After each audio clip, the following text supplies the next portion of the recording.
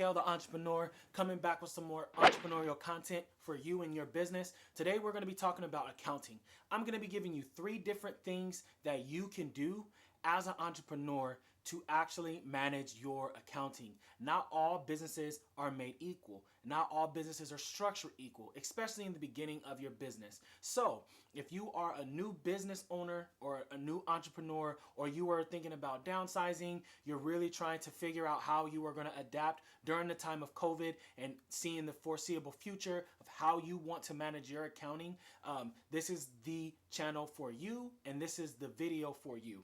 So, the 3 tips that I'm going to give you are these. The first tip is you need to make sure you have very organized banking statements.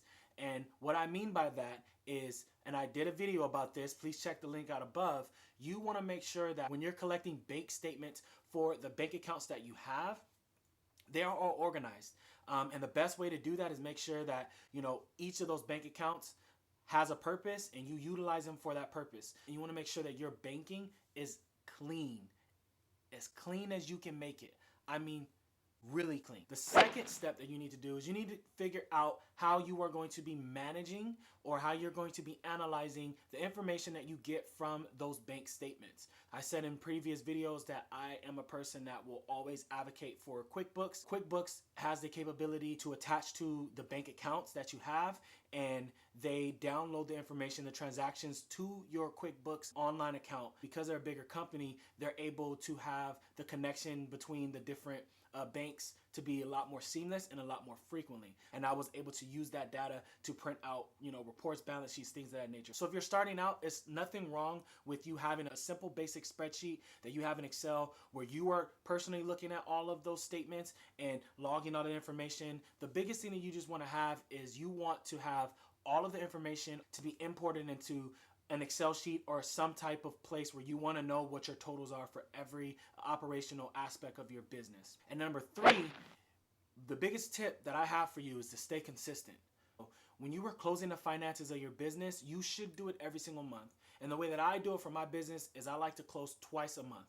The first time is on the 15th, and then the second time is on the 1st. Because when I started my businesses, I knew that I wanted to pay myself consistently. I didn't want to, close at different times. So what I did when this year started, 2020, I actually created a payroll calendar for the whole year where I was closing out on the 15th and closing out on the 1st. So, or closing out before that, if that were to make sense. I can show it to you guys a little bit later. But essentially that allowed for me to always be able to close the books for that month in the given time, because I wanted to account for the payroll or account for any expenses that will come last minute. When you are closing the books, you are solidifying those numbers for that month, and you want to put them in a secure place where you can report that.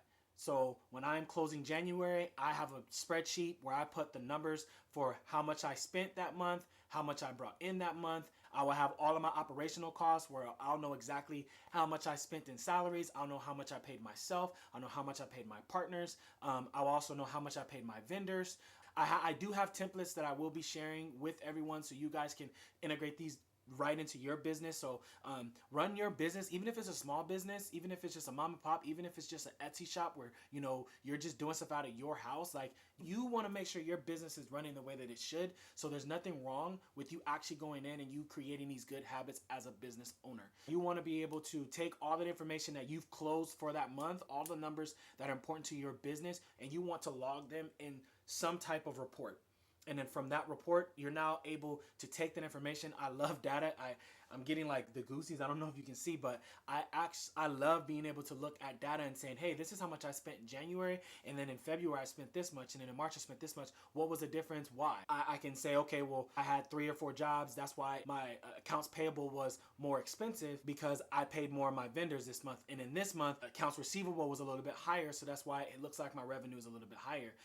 So being able to look at that information, you should know this stuff. And if someone comes to you and asks you questions about, the finances of your business, you want to be able to answer them like that. You want to be able to say, this is what I'm doing, this is how I grew, this is where I'm going. And it's also good for you as a business owner, because you can actually look at everything and make smarter decisions. That's what we want to do. You want to be able to make smarter decisions. Knowing is power.